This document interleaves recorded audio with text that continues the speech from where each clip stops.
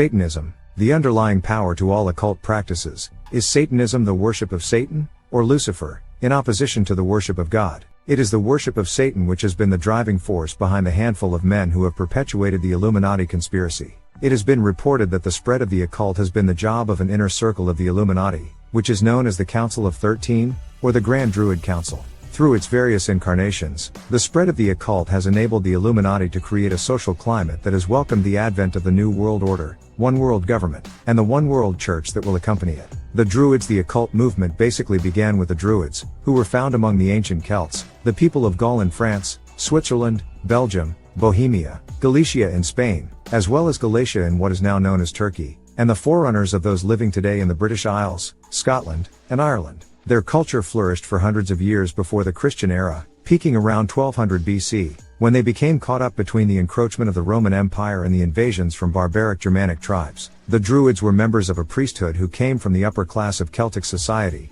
and were exempt from taxes and manual labor. Their name comes from the Celtic word dower, which means oak tree, which was sacred to them, and in the Gaelic, it means knowing the oak tree. And quat. They performed their rituals and ceremonies in sacred oak groves, as well as river sources and lakes, because they also considered water to be sacred. Around 98 to 180 AD, the Druid religion was outlawed, and they were forced to go underground, where it has been secretly active, in various forms, ever since. The earliest mention of these men of the oak was in the 3rd century BC, from Julius Caesar, and what little information that is available comes from 30 references in Greek and Roman writings from the 2nd century BC to the 4th century AD, and ancient records found in Ireland. For the most part, their legacy has been passed down orally from generation to generation, because they considered it profane to write down their teachings. In the writings of an ancient Greek, he compared the Druids to the Magi of Persia, who were the group from which the wise men came. They could also be compared to the medicine man of the American Indians. In fact, I kind of thought they might have been a satanic perversion of the Levite tribe of Israel,